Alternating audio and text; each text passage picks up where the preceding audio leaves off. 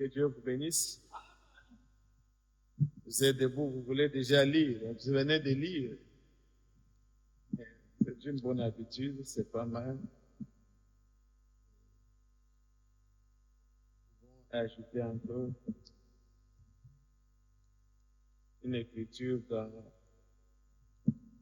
Actes des Apôtres, chapitre 3.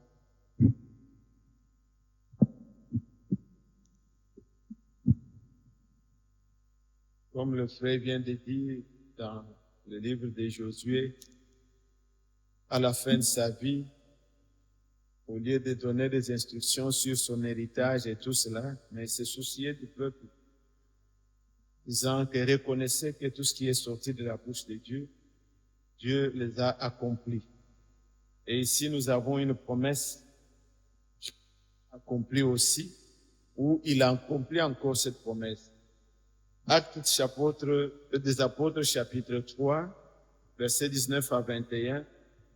Repentez-vous donc et convertissez-vous pour que vos péchés soient effacés, afin que des temps de rafraîchissement viennent de la part du Seigneur et qu'il vous envoie celui qui vous a été destiné, Jésus-Christ, que le ciel doit recevoir jusqu'au temps du rétablissement de toutes choses dont Dieu a parlé anciennement par la bouche de ses saints prophètes d'autrefois. Amen. Veuillez vous asseoir bien. Que Dieu bénisse sa parole.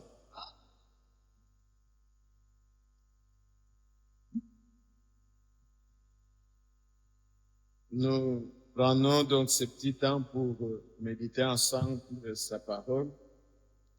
J'ai pris la parole selon votre monde, c'est quelle est?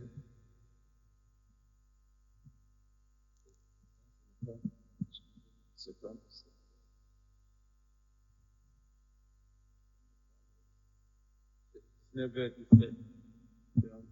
Je ferai de mon mieux pour ne pas déborder. Mais s'il m'arrive de déborder, ne me tenez pas à rigueur. Donc, vous voyez l'écriture que nous venons de lire. La Bible parle du temps de restauration. Il dit, repentez-vous et convertissez-vous pour que le temps de rafraîchissement vienne de la part du Seigneur et qu'il vous envoie celui qui vous a été destiné, Jésus-Christ, que le ciel doit garder jusqu'à ce que tout soit rétabli. C'est ce temps dans lequel nous vivons, bien-aimés. L'épouse est préoccupée par cela. C'est le temps de rétablissement. Et comme disait l'homme de Dieu, Walfranc, il disait, si Dieu ne peut pas rétablir les choses comme c'était au début, ce n'est pas le rétablissement. Donc nous ne pouvons pas justifier Dieu, dire non frère, c'est à peu près, nous sommes... Non. Dieu, comme le frère Guy nous l'a lu, il veille sur sa parole pour l'accomplir. Dans Ésaïe 46, verset 10, il dit, j'annonce d'avance ce qui n'est pas encore accompli. J'exécuterai toutes mes années. Donc rien ne pourra manquer. Si Dieu a promis la restauration, qu'on n'accepte pas l'à peu près. Nous étions dans les religions, nous étions bien, on dansait, on faisait toutes ces choses. Mais lui qui nous a appelés, il a suscité en nous un désir. Et ce désir-là, qu'on ne puisse pas se consoler soi-même. Nous avons soif de vivre l'église comme au début. Et cette soif doit être dans l'épouse. Elle soupire, elle est dans la douleur de l'enfantement. Elle veut voir encore les choses comme étaient au début. C'est vrai que la parole a été restaurée, mais nous-mêmes, nous devons être aussi restaurés. Et le Seigneur est fidèle, il va l'exécuter. Et particulièrement cet âge, c'est un âge particulier.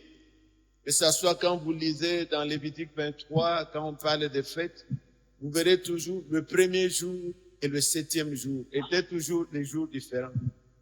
Sainte convocation pour le premier jour, à la fin, le 7e jour, la sainte convocation. Donc, ce que Dieu a fait au début, c'est ce qu'il va faire aussi à la fin. Et maintenant, par exemple, les choses que nous attendons dépassent même ce qu'il y a eu au début. La gloire de la deuxième maison sera plus grande que celle de la première. Au début, bon, ça s'est passé seulement à Jérusalem. Mais maintenant, ça sera sur toute la terre. C'est une grande gloire. Et au début, l'Église a commencé, mais quelques temps après, il y avait déjà des faux frères, des Anania qui mentaient déjà, il y avait des conventions, c'était déjà des problèmes. Mais le Seigneur ne nous ramène pas à des conventions. Il nous ramène à ce qui était au début. Et au début, il n'y avait pas quelques frères qui étaient baptisés du Saint-Esprit, non. Lisez bien Actes des Apôtres 2, verset 4. Ils furent tous remplis du Saint-Esprit. Ils étaient 120. Et Isaïe nous dit, aucun ne manquera aussi. Il n'y aura que des justes parmi mon peuple. Et cet âge est spécial. Nous vivrons ce que les gens n'ont jamais vécu. Jamais les gens ont vu les gens ressusciter et aller dans l'enlèvement. Mais vous et moi, nous vivons ce temps. Nous vivrons un temps où les gens vivant comme ça seront transmis, changés, sans passer par la mort. Et ils partent vivants. On va vivre la disparition des gens sur la terre. Il y aura dans tous les journaux missing. On recherche les gens, peut-être. Dans cet âge ici. L'âge qui va vivre la résurrection des morts. Et cet âge, Dieu va se présenter. Selon Romains 8, verset 19. Nous qui soupirons là. Nous voulons voir, la nature veut voir la manifestation. Et quand vous continuez l'écriture, dit, ce n'est pas seulement elle. Nous qui avons les prémices de l'esprit, nous soupirons, nous attendons la rédemption de nos corps. Ce corps ici, on en est fatigué. Et vous pouvez tout faire. Malgré tout ce que nous pouvons faire pour notre sanctification, ce corps ne change pas. Vous comprenez? Détrompez-vous, bien-aimés. Ne pensez pas que plus nous augmentons dans la sainteté, si on vous place dans le même contexte, dans les mêmes conditions que tout le monde, là, vous allez agir comme les autres. C'est pourquoi ne laissez pas la chair vous dominer. Le désir de la chair, Branham dit, je suis rempli du Saint-Esprit depuis quand il parlait en 56, il avait 56 ans plus tôt. Il dit depuis 30 ans. Mais je ne permets pas à ma fille Rebecca qui a déjà de l'âge que je me retrouve seul avec elle. Tu vois que ce n'est pas que... Donc, dans cette chair, nous sommes les mêmes. Mais quand il était au-delà, qu'est-ce qu'il dit? Tout le monde venait l'embrasser. Sa femme n'était pas jalouse, il n'y avait rien. Bon, je ne sais pas pourquoi je parle de tout ça. Mais je voulais dire tout simplement...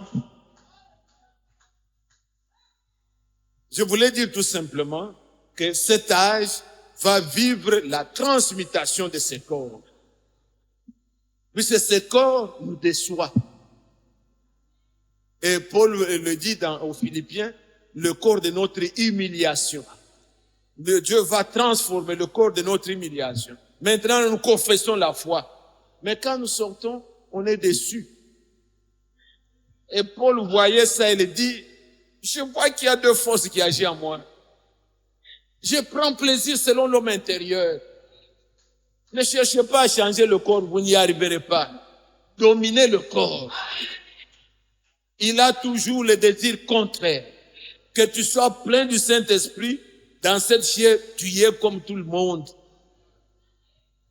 Ton corps n'a pas changé. Nous attendons un nouveau corps. Et dans cet âge, nous allons vivre la transmutation, le changement de nos corps. Que Dieu soit loué. Vous voyez quand vous prenez l'écriture, par exemple dans Jude, vous verrez, il n'y a qu'un seul chapitre, c'est le dernier livre avant Apocalypse. Le verset 14 vous dit que Enoch, le 7e, a parlé aussi du jugement. Mais c'est Enoch là, quand nous allons dans Hébreu, on dit que Enoch c'est par la foi qu'Enoch fut enlevé. Donc le 7e, c'est quelque chose qui est spécial. Comprenez? Vous n'êtes pas encore avec moi. Bon. Genèse chapitre 5. Regardez ce que je peux prendre rapidement pour établir ce que je veux dire. Ce n'est pas ça que je veux parler, mais pour éclairer un peu cette idée que je vais vous montrer. Dans Genèse 5, vous voyez, pour montrer que Enoch était le 7e. Vous voyez, après que Caïn ait tué son frère Abel, Dieu a remplacé Abel par 7. On commence maintenant à compter. On dit 7, verset 6 de Genèse 7. 7, âgé de 150 ans, engendra Enoch, pas Enoch, Enoch. Et vous verrez au verset 8, tous les jours de 7, on donne le nombre d'années, et dit, puis il mourut. Vous avez entendu? On vient après verset 9. Enoch, on donne son âge. Et vous arrivez au verset 11, on donne le nombre d'années qu'il a vécu. Puis il mourut. Vous venez Kenan, on donne l'âge. Vous arrivez au verset 14, puis il mourut. Vous venez à Mahalalel, on donne l'âge. Vous arrivez au verset 17, on termine en disant, oui, il mourut. Vous êtes là? Vous pouvez compter le nombre de ceux que j'ai déjà cités. Et on parle de Jéred. C'est Jéred qui a engendré Enoch. Et maintenant, on donne son âge. Au verset 20, on dit, oui, il mourut. Maintenant, on arrive au 7e. C'est Enoch. Enoch, on donne aussi son âge. Et on arrive, c'est lui qui avait engendré Methuselah. C'est l'homme qui a fait longtemps sur la terre. Quand vous continuez, vous trouverez, même les Adam, tout ça, ont fait les 900, mais c'est Methuselah, l'homme qui a fait longtemps sur la terre. Mais personne n'a jamais accompli 1000 ans. Puisque 1000 ans, c'est comme un jour. Le jour que tu mourras, tu mangeras, tu mourras. Et personne n'a jamais accompli 1000 ans. Methuselah a fait longtemps. Il a fait 969 ans, si vous lisez le verset 27. Mais il était mort aussi. Mais quand nous parlons d'Enoch, on nous dit au verset 23, tous les jours d'Enoch furent de 365 ans. Verset 24, Enoch marcha avec Dieu, puis il ne fut plus parce que Dieu le prit. Vous comprenez? Hier, le frère nous a lu en l'introduction. Je n'ai pas voulu commenter pour ne pas être long. Il nous a lu Jean 14, verset 1 à 3. Je m'en vais vous préparer une place et je viendrai vous prendre. Vous entendez? Enoch a marché avec Dieu et il fut pris. Nous aussi, il est allé nous préparer une place et il viendra nous prendre. On dira aussi, si nous demeurons dans la foi, alors cette façon de nous prendre là, Paul dit dans Hébreu au chapitre 11, quand il nous montre maintenant le terme qu'il utilise, c'est Hébreu 11, nous arrivons au verset 5 où il parle d'Enoch, il nous dit, c'est par la foi qu'Enoch fut enlevé. Donc quand nous serons pris, nous serons enlevés.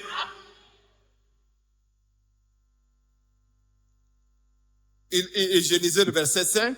C'est par la foi qu'Enoch fut enlevé pour qu'il ne voie point la mort.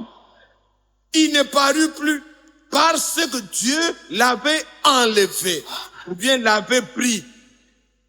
Car avant son enlèvement, il avait reçu le témoignage qu'il était agréable à Dieu. Mais bien aimé, cette parole-là nous concerne. Enoch le 7e.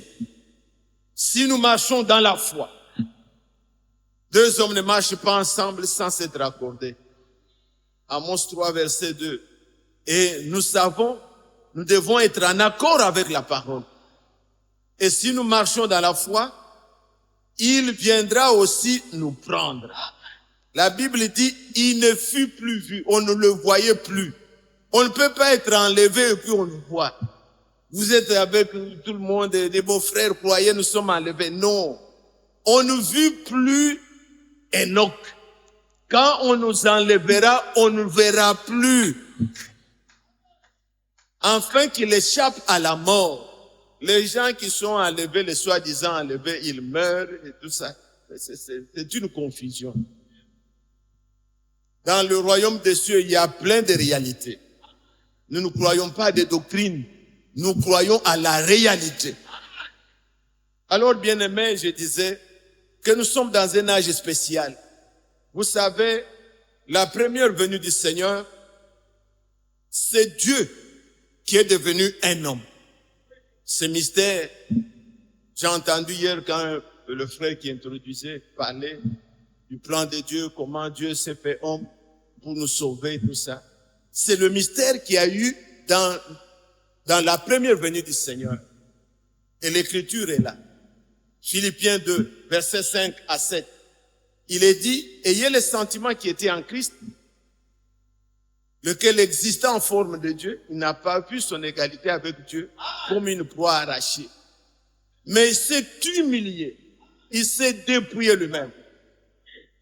Prenant la forme d'un serviteur, il s'est rendu semblable aux hommes. Il a été en tout semblable aux hommes. Alors, bien-aimé, ça c'est le grand mystère. Un Dieu est devenu homme. Nous ne savons pas expliquer ça, mais nous croyons. Même si cela nous est révélé, mais l'explication ne peut pas être donnée. Vous ne pouvez pas expliquer Dieu. Mais la seconde venue que nous attendons, le mystère maintenant c'est quoi? Vous les hommes, vous deviendrez semblables à Dieu. C'est pourquoi 1 Jean, chapitre 3 nous dit, bien-aimé, verset 1 à 2, vous allez même jusqu'à 3, il dit, bien-aimé, voyez de quel amour Dieu nous a aimés pour que nous soyons appelés enfants de Dieu. Et il dit, et nous le sommes. Si le monde ne nous connaît pas, puisqu'ils ne l'ont pas connu.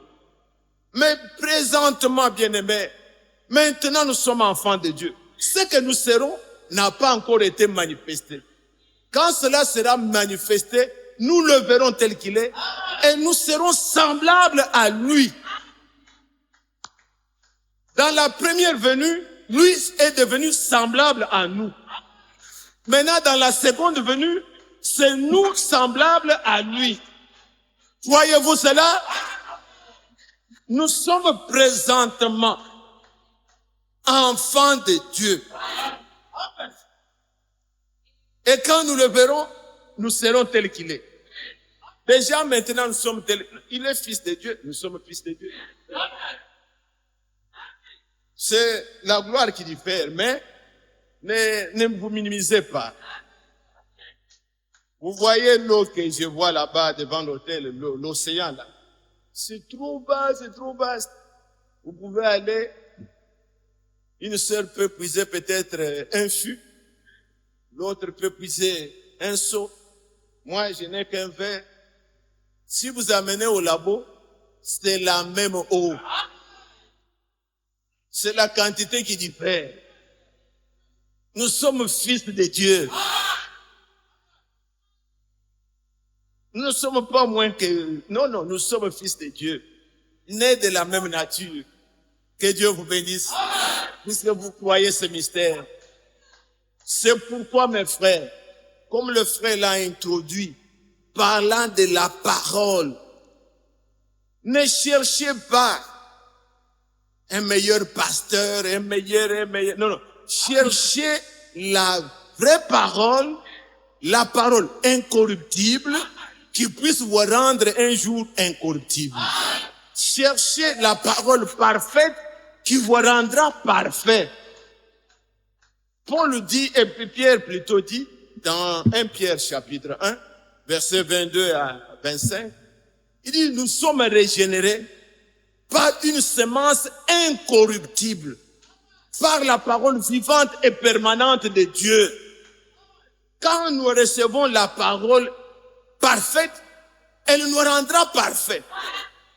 Quand nous recevons la parole incorruptible, elle nous rendra incorruptibles. Quand nous recevons la parole infaillible, elle nous rendra infaillibles. Quand nous recevons la parole éternelle, elle nous rendra éternels. Mais quand vous cherchez, comme c'est un peu trop maintenant, des questions, frère, l'ordre dans l'église, frère, on veut chercher des pasteurs parfaits. Et vous êtes préoccupés par... Écoutez mes bien-aimés, excusez-moi que je dise des choses comme ça. Puisque beaucoup nous disons, nous suivons Matthieu 24 et tout ça, mais en réalité, les gens font leurs propres choses. La prédication sur l'ordre dans l'église n'était pas, c'est l'ordre qui a été fait au Branham Tabernacle.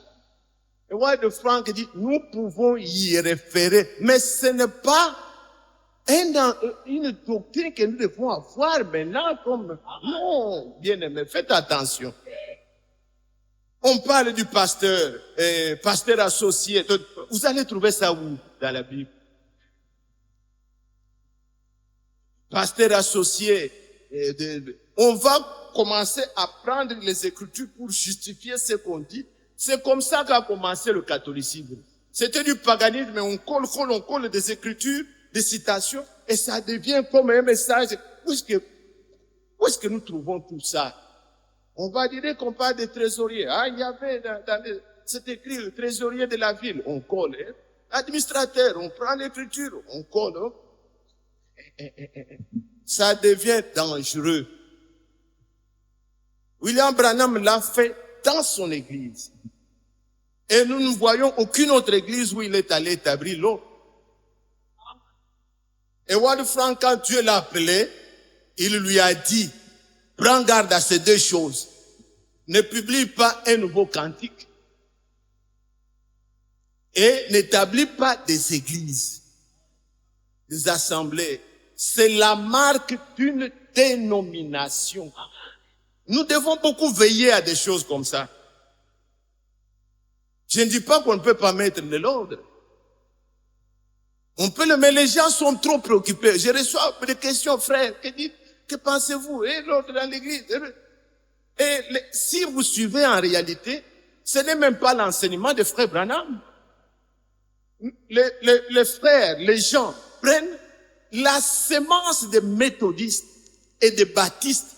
On est en train de calquer avec les Écritures. On parle par exemple de la doctrine. Vous devez avoir la doctrine. Quelle est la doctrine que nous devons avoir? Quand William Branham a prêché en 1963, il dit, pour moi et pour tous ceux qui me suivent, mon absolu, c'est la Bible.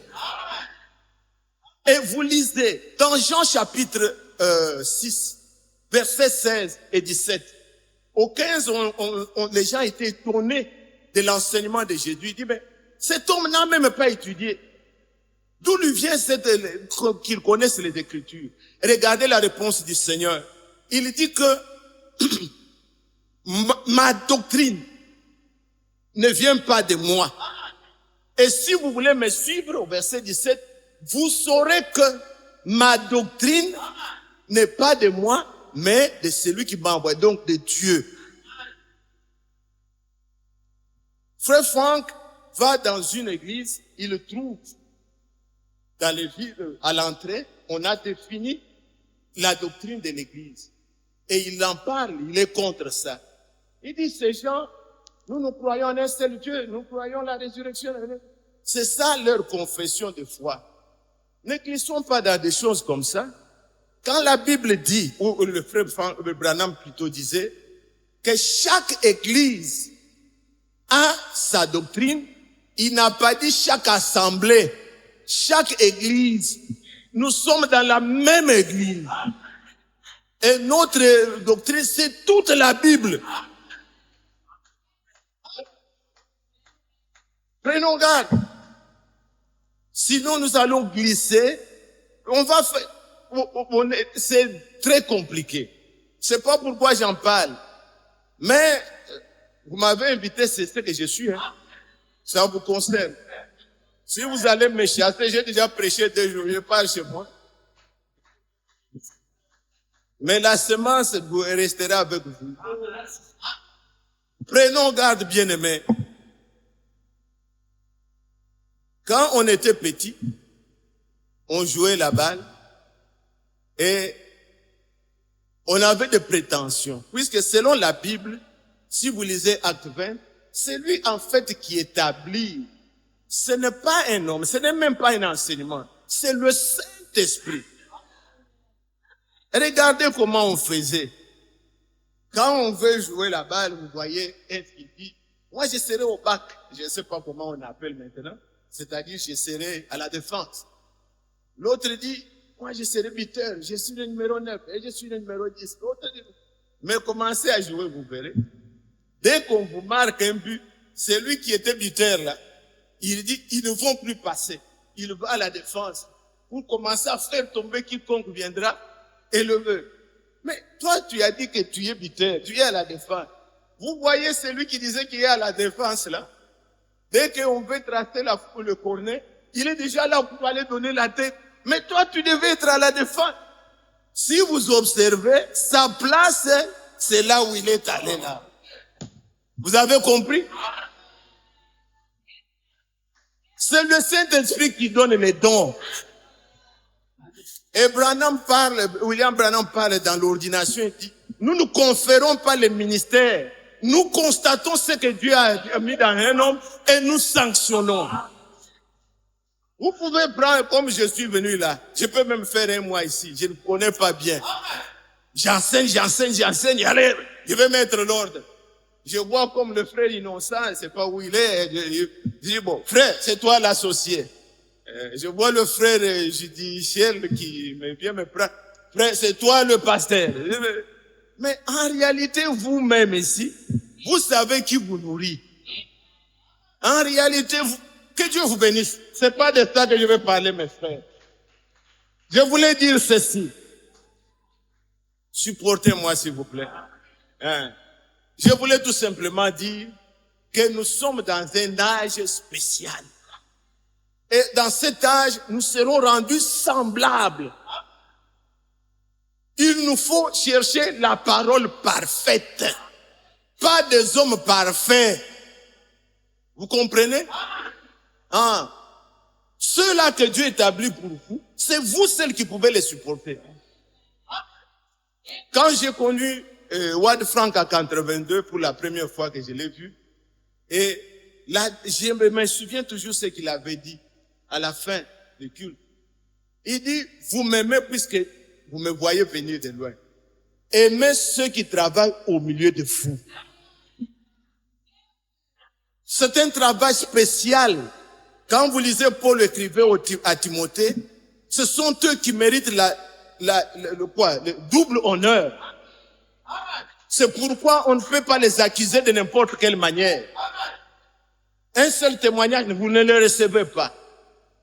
Mais un ministre, il n'est pas dit de ça. Un ministre, il est ministre. Qu'il soit marié, célibataire, ou c'est pas comment, il est ministre, il prêche. Mais ceux-là qui travaillent au milieu de vous, ayez une grande considération à cause de l'œuvre qu'ils font. Et aucun ne répondra de vous si ce n'est ceux qui travaillent parmi vous. Dieu ne me demandera pas l'église de Gabon, non, jamais. C'est sur ceux-là que je travaille et je répondrai.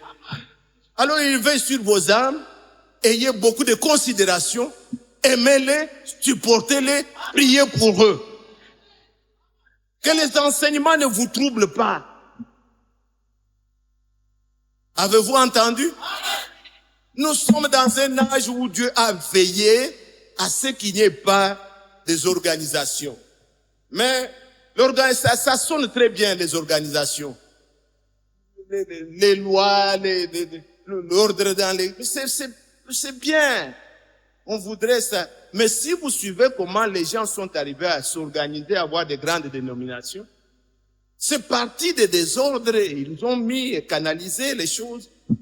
Comme je suis venu ici, je dois être référé par tel. C'est une dénomination. Guy et moi, on s'est connus où? On s'est retrouvés au Bénin. Il m'a entendu, il m'a vu et nous sommes liés. S'il m'a déjà suivi à l'intérieur ou bien les témoignages des autres, mais moi je l'ai vu là. Si vous voyez comment Jonathan et David se sont liés, se sont donné la main d'association, comment il a donné même ce qu'il avait, il l'a aimé comme son âme. David parlait à, qui c'est? David parlait à Saoul, qui était son père, mais Jonathan, lui, son cœur bougeait. Et il aima David comme son âme. Je pense que c'est 1 Samuel 18, quelque chose comme ça. Ça doit être ça. Soyez attachés, non pas au système. Ne soyez pas attachés à toutes ces choses. Le message, c'est un message de correction. Nous avons amené beaucoup de levain de tout ce que nous avons amené. On sait, non, frère. Nous devons arrêter de pareilles choses. Le revenu, le message ne doit pas créer de nouvelles dénominations.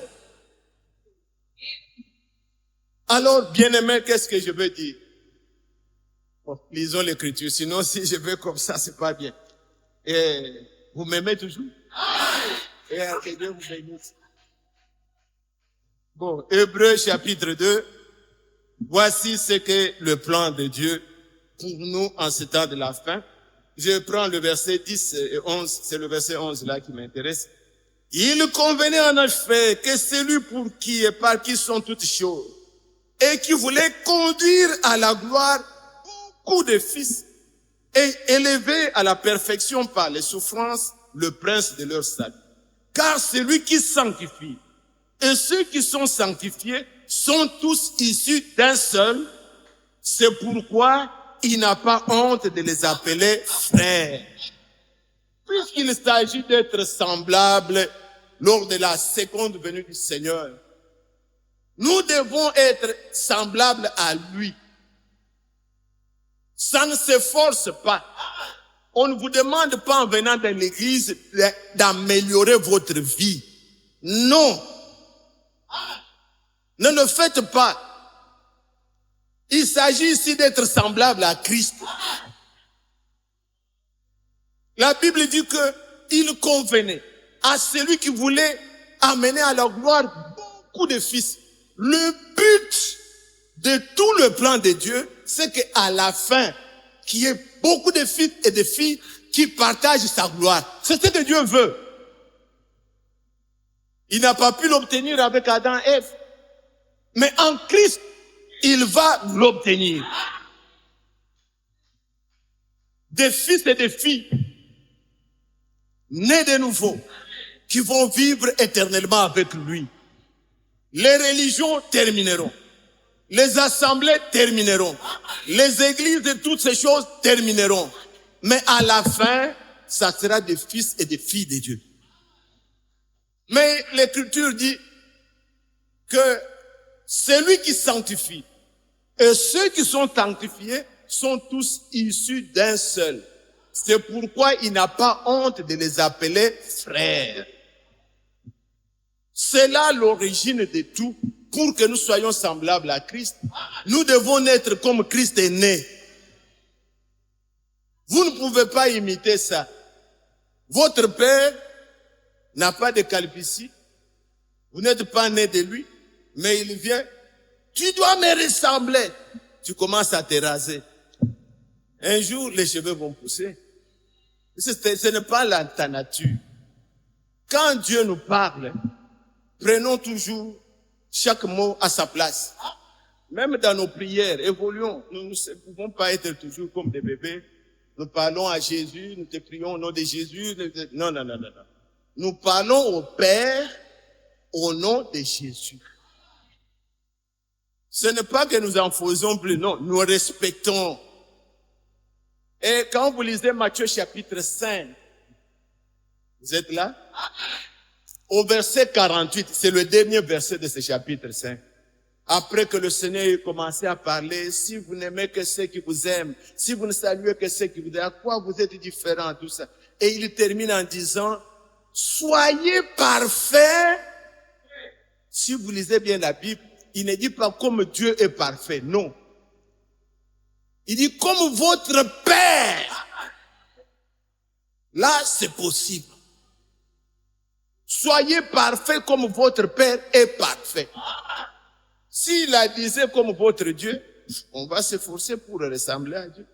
Mais quand il s'agit de père, un père a des fils. Suffit de naître de lui, vous serez comme lui. D'un chat, qu'est-ce qui va sortir? C'est un petit chat. D'un chien va sortir un chien. Le Seigneur Jésus-Christ pouvait dire, dans Jean chapitre 10, au verset 35, quand ces gens disaient, tu blasphèmes, il dit, mais ceux à qui la parole était venue, il va dans le psaume 82, verset 6, il dit, j'ai dit, vous êtes Dieu, vous êtes le fils de Très-Haut. Alors il prend ça, il dit, ceux à qui la parole de Dieu venait, l'Écriture les a appelés qu'ils sont des dieux. Et il dit, l'Écriture ne peut pas être anéantie. Elle ne peut pas être annulée. Elle ne doit pas être changée. Si ceux-là, ils étaient des dieux, vous aussi, vous êtes des dieux. Et il dit, c'est lui que le Père a sanctifié, envoyé dans le monde. Vous dites des blasphèmes puisque j'ai dit, je suis fils de Dieu. Fils de Dieu signifie, vous êtes des dieux, des petits dieux. D'un chien ne va pas sortir un chat, non. Un chien, c'est toujours un petit chien. Un coq va donner un poussin. Donc, vous ne pouvez pas faire autrement. Jésus, quand il le dit, il n'a pas honte de nous appeler ses frères. Vous savez, quand il est mort et qu'il est ressuscité, alors il y a Marie qui l'a vu quand elle était là au cimetière. Elle a voulu le toucher. Je suis dans Jean 20, au verset 17. Il dit, ne me touche pas. Je ne suis pas encore monté vers mon Père et votre Père.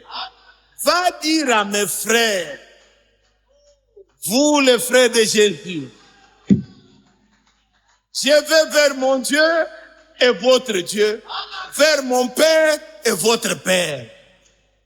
Bien-aimés, quel mystère! Combien nous remercions Dieu de nous avoir révélé la parole au temps de la fin. Réjouissez-vous. Nous sommes assis comme si on était à une table. Que Dieu nous bénisse. Tous les attributs de Dieu là ont toujours une signification. Il est sauveur quand il nous sauve. Il est rédempteur quand il nous rachète. Il est médecin quand il nous guérit. Il est créateur quand il nous a créés. Mais il est aussi Père quand il nous engendre. Et tout est accompli par Jésus-Christ. Pour que Dieu soit Père, il fallait qu'il ait le Fils. Et son Fils a engendré. C'est Jésus. C'est pourquoi dans cet âge, quand on écrit à l'ange de l'église, de la Odyssée, l'Écriture dit, écrit à l'ange, Apocalypse 3, 14, écrit à l'ange de la Odyssée, voici ce que dit le véritable, l'Amen, le commencement de la création. Donc Jésus est le commencement de la nouvelle création. La création par engendrement.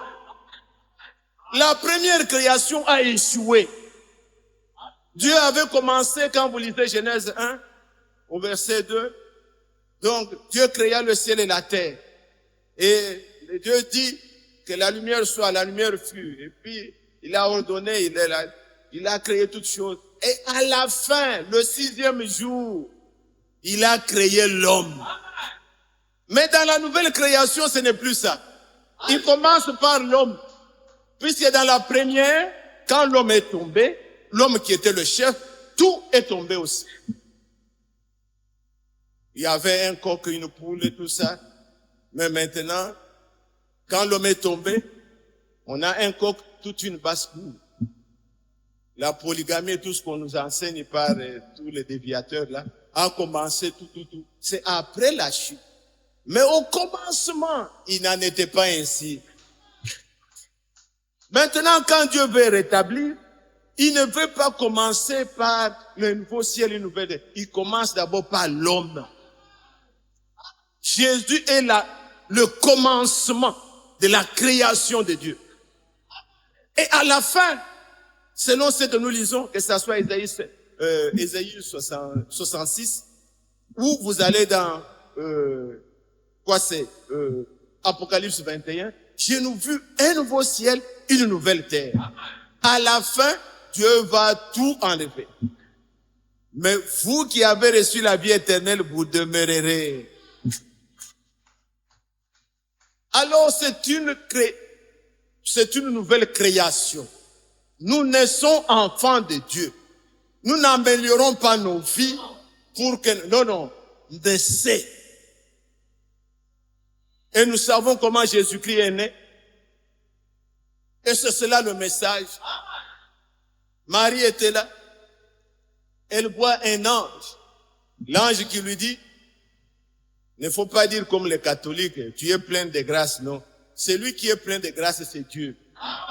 Mais à toi, la grâce a été faite.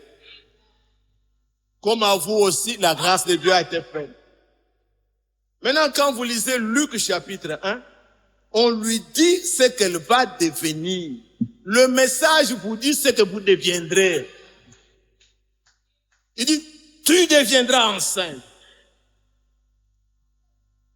Tu vas concevoir. Tu vas avoir un enfant. Et tu lui donneras le nom de Jésus. Et regardez sa question. Ce n'était pas de doute. Elle voulait comprendre les étapes. Puisque je ne connais point d'homme. Comment la parole va s'accomplir? Je n'ai pas été dans la théologie. Je n'ai pas fait ceci. Comment ça va s'accomplir? On lui dit, ce n'est pas toi. Mais le Saint-Esprit te couvrira de son ombre. Et le Saint-Enfant c'est pourquoi le Saint-Enfant qui va sortir sera appelé Fils de Dieu.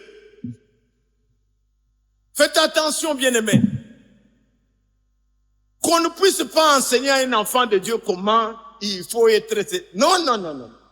Le Saint-Esprit. C'est pourquoi il est dit dans Zacharie 4, verset 7. Ce n'est pas la force, ce n'est pas la puissance, mais par mon esprit. Que le Saint-Esprit vous couvre. Puisque vous avez reçu la parole de vérité, et que de vous naissent de véritables fils de Dieu. Et quand vous naissez de cette manière, vous êtes des frères et des sœurs de Jésus-Christ. C'est pourquoi nous prenons beaucoup attention à la parole. C'est la parole qui est la sémence. Le frère a introduit avec un puissant passage. Reconnaissez de tout ce que Dieu vous a promis, rien n'est resté, aucune parole n'est restée sans effet. La parole est une sémence. Les gens veulent enseigner, expliquer, ce n'est pas comme ça. Recevez seulement la parole, toutes les paroles qu'on vous prête, croyez. Vous voyez la sémence, ceux qui sèment comme le frère qui a des champs. C'est un petit grain comme ça. Mais dans ces grains-là, il y a des feuilles. Il y a des fruits. Il y a le type d'arbre. Il y a tout. Semez-le. Et attendez. Et quand vous lisez le Seigneur lui-même parlant dans Marc 4, à partir du verset, je pense, 24 ou 26, il dit, il en est de même d'un semeur, quand il a semé, qu'il veille, qu'il dorme, ou la semence croît d'elle-même. Paul dit, j'ai semé, Apollos a ici j'ai arrosé ou quelque chose comme ça, mais c'est Dieu qui fait croître. Il n'y a rien que vous pouvez faire de plus. Que la semence, la bonne, soit là. Et que le cœur soit disposé. La semence croît d'elle-même. Nous sommes souvent déçus par, oh frère, si vous dites ça, frère, ça va amener. Alors on fait améliorer. Non, non. Ne vous occupez pas trop de déviations. Frère Branham est allé quelque part. Il a trouvé un arbre. Mais il voit le fruit ici, c'est comme l'orange. Il voit l'autre mandarine, l'autre citron. Il demande, mais que signifie ça? On lui dit qu'on a greffé. Vous comprenez? Donc l'arbre était là, on a greffé, on a mis beaucoup de tiges. Moi-même, chez moi là-bas, aux États-Unis, il y a mon voisin d'en face. Moi, j'avais coupé l'arbre, j'ai planté une autre fleur qui donne un peu du blanc là. Mon voisin de gauche en a qui donne un peu mauve.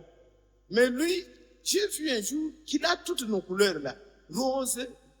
J'ai dit, mais c'est quoi? Il dit, non, j'ai acheté ce qu'on a greffé. Je dis, ah, c'est comme ça. Donc, ne vous troublez pas. Tout le monde se réfère à Jésus. Tout le monde se réfère, mais ça, et tout ça. Ils suivent tous. Mais ils ont leur propre vie. Vous comprenez? Ah, vous n'allez pas rejeter la Bible puisque les catholiques ou bien les protestants. Non, non, non, non. Vous croyez. Ce qu'ils produisent, ce n'est pas de bons fruits, c'est autre chose. Et vous verrez, même les aventuriers, ils se réfèrent à la Bible. Nous n'allons pas rejeter à cause d'eux. Hein? Ils vous disent aussi, miracle dont parle Frère Branham, au nom du Père, Fils, Saint-Esprit, les chaises se soulèvent, tout ça. C'était avec le nom du Père, Fils, mais tout ça, c'est des imitations. Alors ils demandent, mais comment connaître maintenant le vrai arbre auquel on a greffé? Il dit, il faut que cet arbre-là produise sa propre branche. Alors c'est sa branche-là qui portera son fruit. Avez-vous entendu? Vous soyez dans l'original. Ceux qui ont dévié, qui font ça, qui ont une vie comme ça, c'est pas notre problème. Ils puisent tous. Nous n'allons pas changer l'évangile puisqu'il y a des gens qui produisent une vie. Non, non, non, non, non, non. Nous croyons à la parole originelle. Croyez à la parole originelle. Et vous produirez les fruits originels.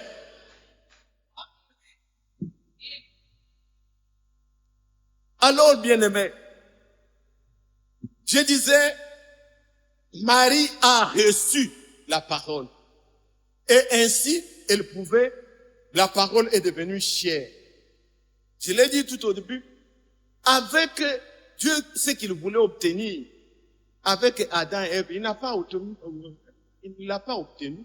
Pourquoi? Puisqu'ils n'ont pas considéré que la parole peut s'accomplir, comme le frère l'a dit. Ils ont écouté l'explication.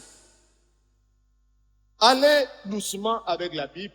Vous pouvez vérifier ma prédication avec votre Bible. Vous n'avez pas assez de lumière que le frère innocent augmente de lumière quand ici vous venez vous lisez. Puisque notre prédication est dans la Bible. Alors quand vous voyez dans Genèse chapitre 1, au verset 26, le Seigneur dit, faisons l'homme à notre image, à notre ressemblance. Maintenant le verset 27, il dit, il le créa. Il ne dit pas il les créa, non. Il le créa. Homme et femme. La femme est créée par Dieu.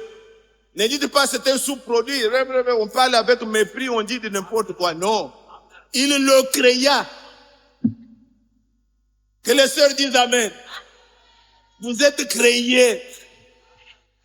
Que les frères sachent aussi qu'ils ont été créés. Il le créa. Maintenant, au verset 28, Dieu dit à cet homme spirituel-là, multipliez-vous, il les bénit, et il dit, multipliez-vous, remplissez la terre, soyez féconds et tout ça.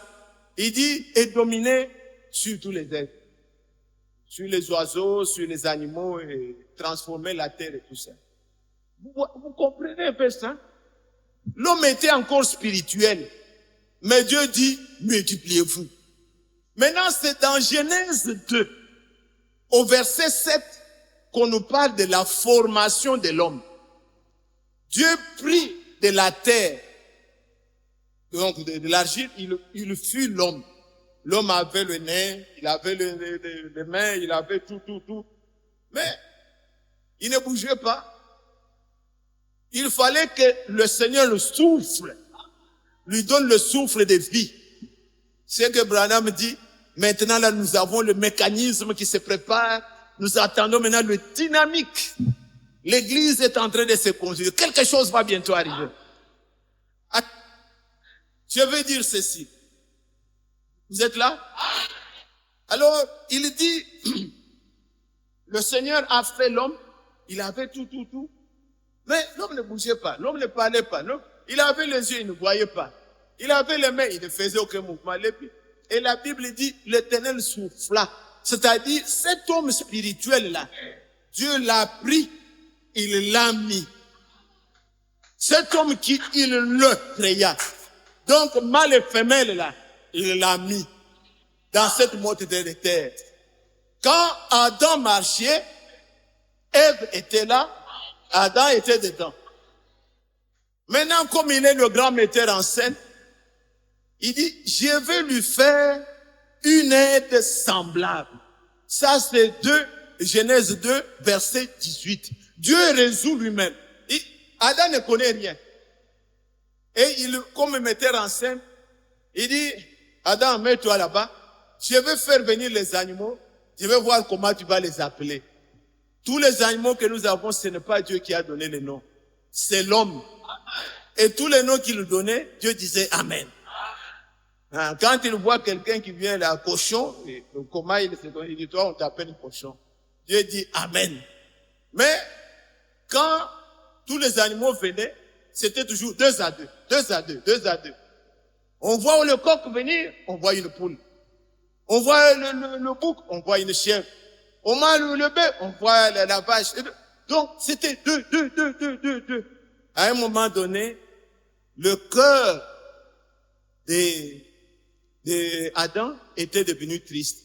Puisqu'il a vu à côté de lui, il n'y a rien qui est comme lui.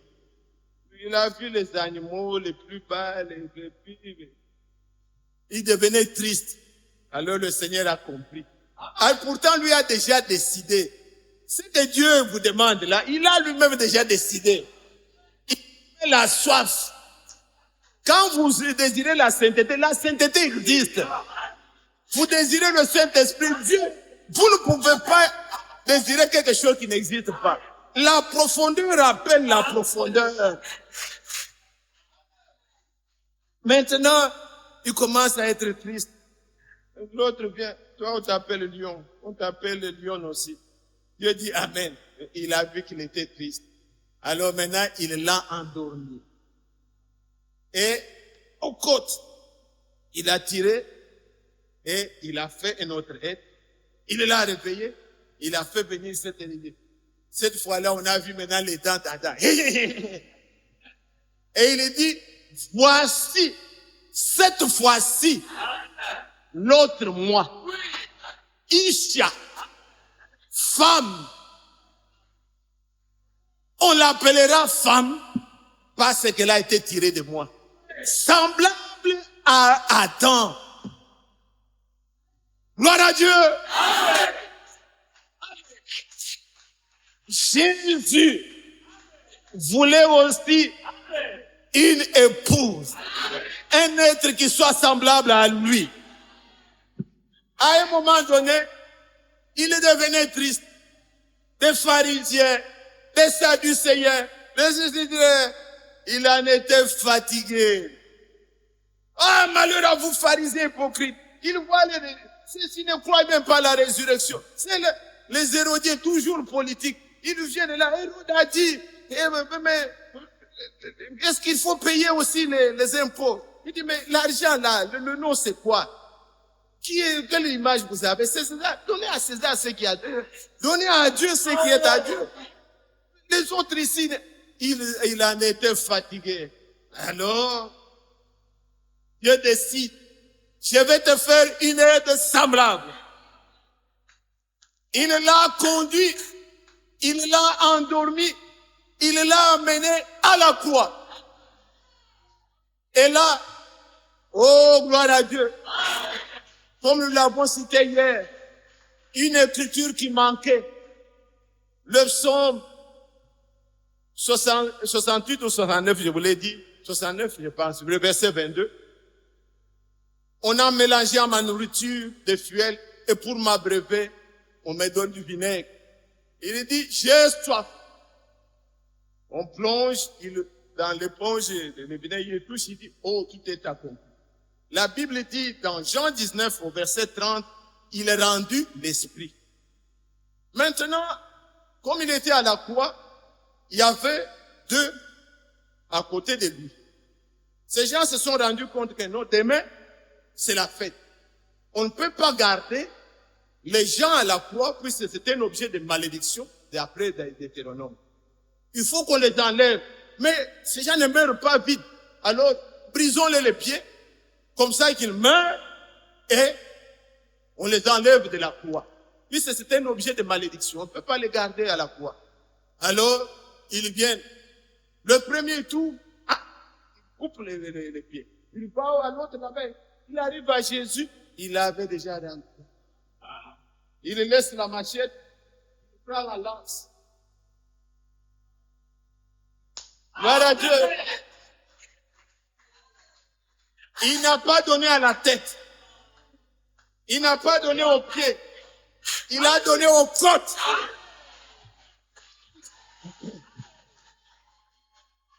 Et l'Écriture nous dit, dans Jean 19 au verset 34, l'Écriture dit, l'eau sortit, le sang jaillit.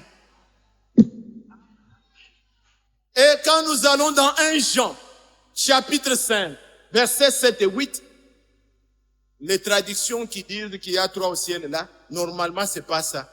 On dit seulement il y a 3 sur la terre qui rendent témoignage. Alors, et on dit l'eau, le sang et l'esprit. Pour former l'épouse, il faut l'eau, il faut le sang, il faut l'esprit. Quand il servait déjà à coucher, on surveille.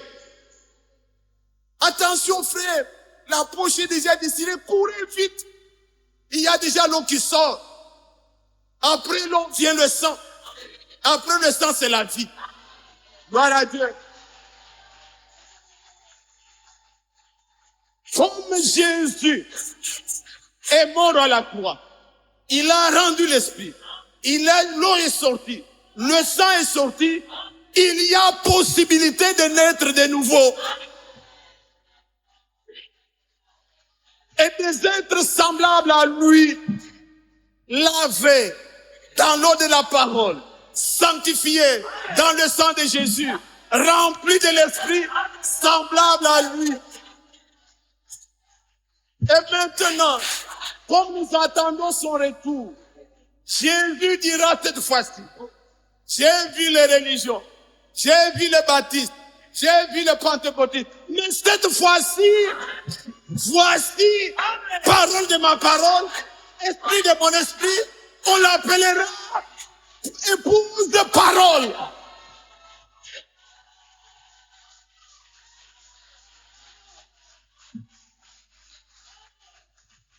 Tel il est, tel nous sommes dans ce monde. Oh, que Dieu vous bénisse.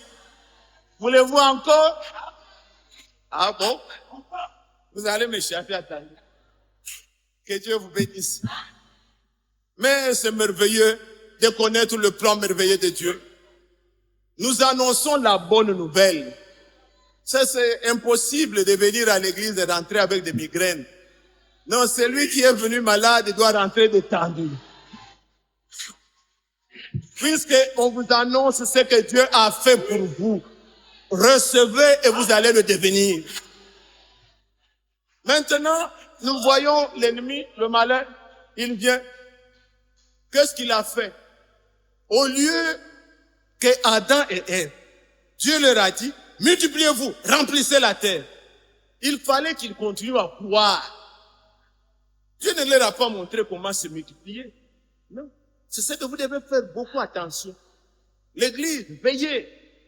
Si vous, puisque nous parlons message et un ministère de Franck et tout ça, mais les gens ne se soucient pas de connaître qu'est-ce que ces gens ont réellement enseigné. Frère Franck dit que le jour que j'ai vu Frère Branham, j'avais vite reconnu que c'était un homme de Dieu. Et j'ai cherché à connaître qu'est-ce qu'il a enseigné. Est-ce que ce que Franck prêche là, a prêché? C'est ce que vous devez voir. Si les gens prêchent autre chose, oubliez. Dieu ne confirme que sa parole. Celui qui reçoit, celui que j'envoie me reçoit. Vous voulez recevoir les hommes ou bien vous voulez recevoir les envoyés de Dieu? Vous devez faire attention.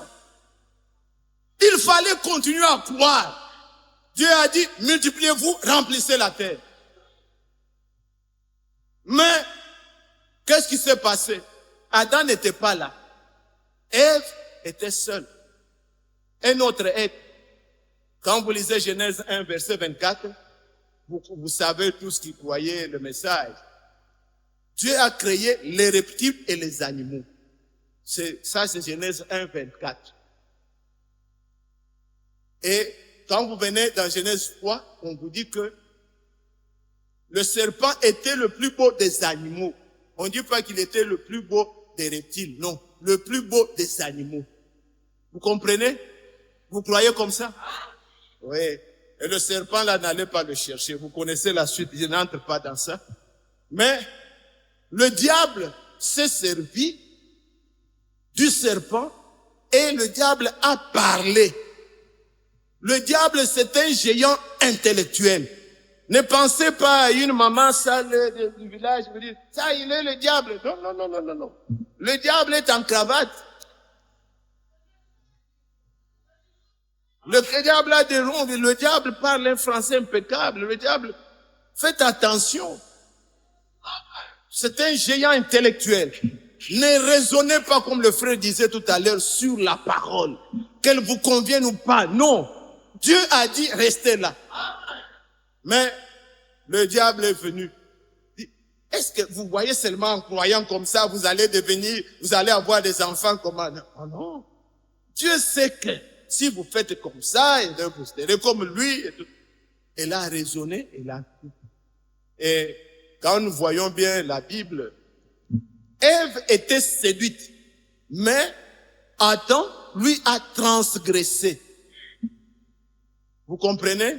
Quand on est séduit, on ne se rend pas compte. On pense que c'est ça la vérité. Et quand l'église est séduite, c'est comme ça aussi. Elle pense, c'est la vérité, frère, c'est la vérité. Mais ils sont séduits. C'est pourquoi quand Paul dit, de même que le serpent séduisit Ève, j'ai craint que vos pensées ne se corrompent. Faites attention à la séduction. Adam, lui, il a transgressé, puisqu'il aimait sa femme. Vous comprenez? Adam savait que Dieu a interdit. Mais volontairement. C'est pourquoi la Bible vous définit, que ce soit dans 1 Jean 3, verset 4, il vous dit, le péché, c'est la transgression de la loi. Donc, lui a transgressé. Adam a péché. Il a transgressé volontairement. Puisqu'il aimait sa femme, il voulait avoir aussi une postérité. Puisqu'il aimait sa femme, il est allé volontairement là où elle était, dans le péché. Et tout ça était dans le plan de Dieu. Devenez triste.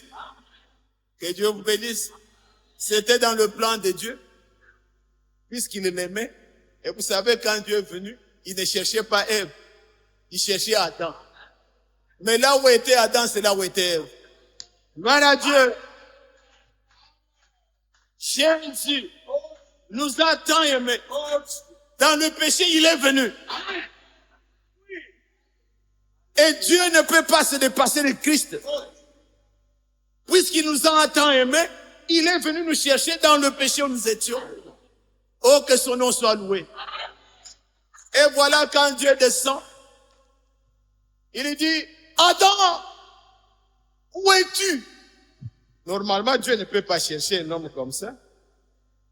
Dieu voit tout. Dieu connaît tout. Le psalmiste dit, même la nuit n'est pas obscurité. Et les lumières, où irai-je loin de toi? Si je vais dans la mer, tu es là. Donc Dieu voit tout. Jonas voulait fuir, on l'a attrapé. Donc, il voit tout. Il ne peut même pas te demander où es-tu, il te connaît. Et c'est pourquoi quand les gens pêchent, ils les regardent à côté gauche. Mais ils ne regardent jamais au ciel. Au ciel, lui nous voit. Si vous regardez comme ça, vous le verrez toujours. Alors, il est venu comme un homme qui cherchait un autre. Adam, où es-tu? C'était la préfiguration. Selon Ésaïe, chapitre 35, verset 4. Je viendrai moi-même et je vous sauverai. Quand il doit venir pour nous sauver, il vient comme un homme qui cherche un homme. Loué soit le Seigneur. Et ça, bien-aimé, ce que Dieu a fait, nous lisons 1 Jean chapitre 4, verset 16. L'Écriture nous dit que nous avons connu l'amour de Dieu et nous y avons cru. Vous comprenez? Le diable ne comprend pas l'amour et il ne peut pas le comprendre. C'est pourquoi que vous soyez membre de l'église, prédicateur ou tout ça, quand quelqu'un ne comprend pas, il pense que Dieu est comme lui. Non, Dieu n'est pas comme nous. Si vous lisez le psaume 130, l'Écriture dit, il dit, la miséricorde se trouve auprès de toi, afin qu'on te craigne. Je pense que c'est le verset 3 ou 4. Dieu pardonne là où un homme ne peut pas pardonner. Mais Satan ne comprend pas ça. Vous comprenez? Hein? Satan ne connaît pas l'amour de Dieu, puisque quand Satan a péché, il n'y a pas eu une réparation. Son but était de tirer l'homme vers l'enfer. L'image de Dieu là, je l'amène aussi, je le séduis, je l'amène avec lui. Quand lui a péché, allez, on l'a chassé. Tout ange qui a péché, allez, tout ce qu'il a séduit, il a péché, vous pouvez jeûner et prier, Satan ne sera pas sauvé. Il n'y a pas une procédure de rédemption pour lui. Mais quand l'homme a péché, Dieu est descendu. Dieu vous aime. Il ne voudra pas vous perdre. Considérez que l'amour, Dieu nous a aimés pour que nous soyons appelés enfants. Et nous le sommes. Nous croyons à cet amour. Quand vous venez dans le Nouveau Testament, que ce soit quand Jésus marchait, vous verrez par exemple dans Matthieu 8, les démons qui ont vu, hey, pourquoi tu es venu nous troubler avant le temps? Ils savent que leur temps de perdition est là. Ils ne doutent pas qu'ils iront en enfer. C'est pourquoi même en Apocalypse 12, quand on parle, il descend animé d'une grande colère, sachant qu'il a peu de temps. Il sait que quand nous partons dans l'enlèvement, c'est fini. Son temps va finir. Il le sait. Mais il ne voudrait pas aller seul. Il voudrait amener beaucoup de gens.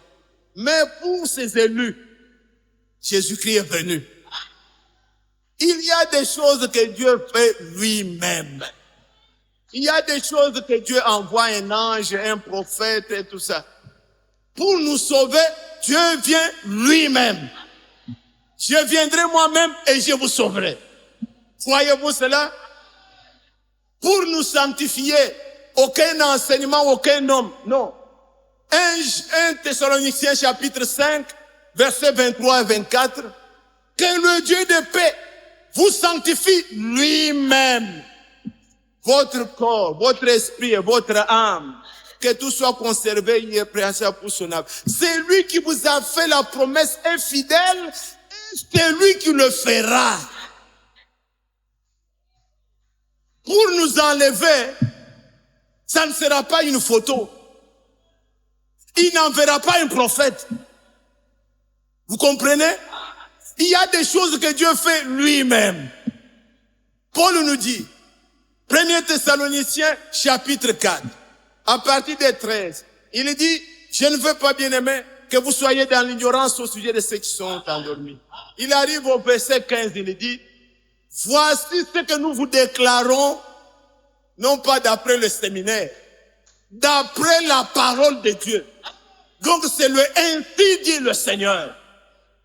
Et le verset 16 dit, le Seigneur lui-même, amen, pas un prophète, pas un ange, mais le Seigneur lui-même descendra du ciel. Il ne naîtra pas à Kentucky, il ne naîtra pas de nom, il descendra du ciel. Les morts en Christ, donc à un signal donné à la voix de l'archange, au son de la trompette, les morts en Christ ressusciteront premièrement. Les morts en Christ, ce n'est pas que quand nous étions dans les religions, nous étions morts en Christ. Non. Si nous étions morts spirituellement, mais nous n'étions pas morts en Christ, non. Les morts en Christ, ce sont ceux qui sont décédés. Ils reviendront à la vie. C'est pas qu'ils feront 40 jours avec nous, quoi. Non. C'est comme en un clin d'œil. Et nous, les vivants, nous serons changés. Nous irons à la rencontre dans les airs. Et ainsi, nous serons toujours avec lui. Croyez-vous cela? Alors, bien-aimés, voulons nous résumer. La seconde venue du Seigneur, Dieu veut que nous soyons semblables à lui. Et prenez garde à tout ce que vous pouvez imaginer. La parole est toute puissante. Il y a le prophète Ézéchiel. Quand vous lisez dans Ézéchiel 37, Dieu lui a montré des ossements desséchés. Donc, vous là, fini, vous n'avez rien à vous. Dieu aime toujours ce qui est impossible, hein, pour montrer que c'est lui. Alors, la voix lui dit, fils de l'homme, est-ce que ces ossements vont vivre? Il n'a pas donné sa réponse. Les gens veulent répondre, non, ça c'est impossible. Les gens comme ça, comment ils veulent? Non, non. Il dit, toi tu le sais. Dieu le sait. Et l'ordre qui lui a été donné, prophétise sur ces ossements. Ici, qu'on prophétise sur vous. Vous deviendrez ce qui est dit là. Il s'est mis à prophétiser. Ossements desséchés, recevez la vie. Que la chair vienne sur vous. Et les ossements ont commencé à se rassembler. Et la chair était là. Mais il n'y avait pas de vie. On lui dit, prophétise encore. Demande à l'esprit des 4 coins. Que l'esprit entre en eux. Il a continué à prophétiser. C'est l'étape où nous sommes. Et c'est devenu une armée vivante. Il y a une folie dans la parole. Il y a la toute-puissance. Nous ne sommes pas des exaltés. Dieu est fidèle. Si je vais avec vous, une petite étude. Vous allez dans Genèse chapitre 17. Vous êtes là? Dans Genèse 17, on vous dit que, on vous donne l'âge d'Abraham. Abraham avait 99 ans. Dieu lui apparaît et lui dit, marche devant moi, sois intègre. Et il lui dit, tu deviendras père d'une multitude.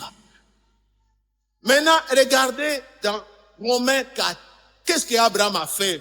Quel effort il pouvait faire pour devenir? Non. Dans Romains 4, versets 17 et 18, non, c'est mieux que je lise. Vous comprenez? Oui, c'est vous croirez comme quelqu'un qui gesticule devant vous.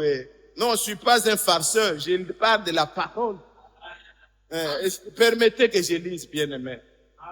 Je lis d'abord dans Genèse 17.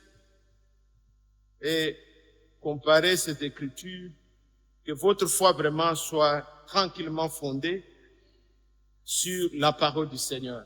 Dans Genèse 17, le premier verset, lorsque Abraham fut âgé de 99 ans, l'Éternel apparut à Abraham et lui dit, je suis le Dieu Tout-Puissant, marche devant ma face et sois intègre. Ce qu'on dit Éternel Dieu Tout-Puissant, c'est-à-dire El Shaddai, c'est lui qui donne la vigueur, c'est lui qui donne encore la force. Alors le verset 3, j'établis mon alliance entre moi et toi et je te multiplierai à l'extrême. Abraham tomba sur sa face et Dieu il lui parla ainsi en disant, voici mon alliance que j'ai faite avec toi. Tu deviendras, vous entendez? Tu deviendras père d'une multitude de nations. Et on ne t'appellera plus Abraham, mais maintenant nous venons dans Romains au chapitre 4. Romains au chapitre 4. Dieu lui a dit, tu deviendras père d'une multitude. Maintenant nous arrivons dans Romains 4, le verset 17, il nous est dit, je t'ai établi père d'un grand nombre de nations. Il est notre père devant celui auquel il a cru, Dieu qui donne la vie au monde et qui appelle les choses qui ne sont point comme si elles étaient. Maintenant, le verset 18, il dit, espérant contre toute espérance, il crut et devint ainsi le Père. Amen. Abraham, Dieu lui dit, tu deviendras père d'une multitude. Et la Bible dit, espérant contre toute espérance. Parfois, le français l'a compliqué. Peut-être vous qui parlez mieux, vous pouvez comprendre. Espérant contre toute espérance. Donc, il n'y avait plus rien à espérer. Tu vois, l'espérance et la foi, c'est différent.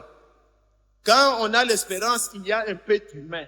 C'est naturel. Une sœur, par exemple, un frère, la sœur a 20 ans, le frère a 25 ans.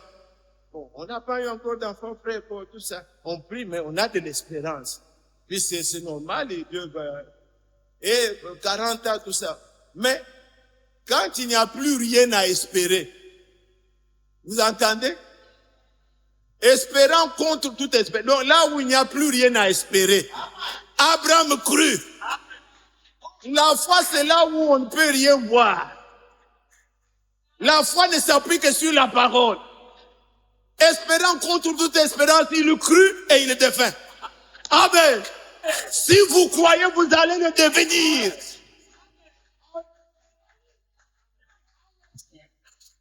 Ne cherchez pas les explications. Croyez.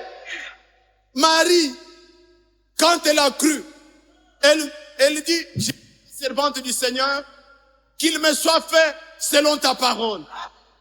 Elle va pour voir sa cousine, Élisabeth, l'enfant qui était en elle bougeait.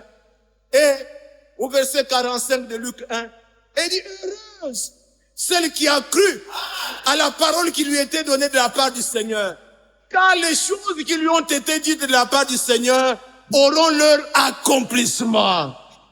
Le frère vous a lu au début de toutes les bonnes paroles que le Seigneur a prononcées sur vous. Aucune n'est restée sans effet. Si vous croyez, vous allez le devenir.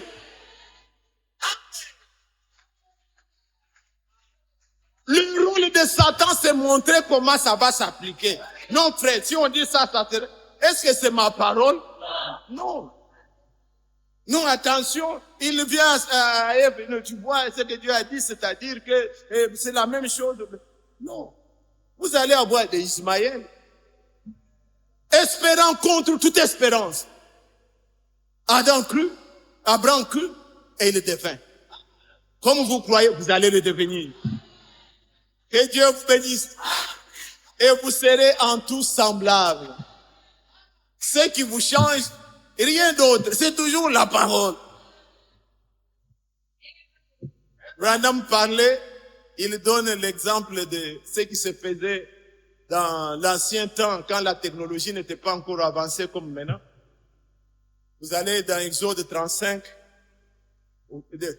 oui, 35, je pense, au verset 21. On nous dit que tu feras le chandelier dont on parle là. Ça doit être un même lingot. Ils ont déjà ça aussi. On se fait photographier à côté là. Ils ont déjà le chandelier. Ils attendent la reconstruction du temple.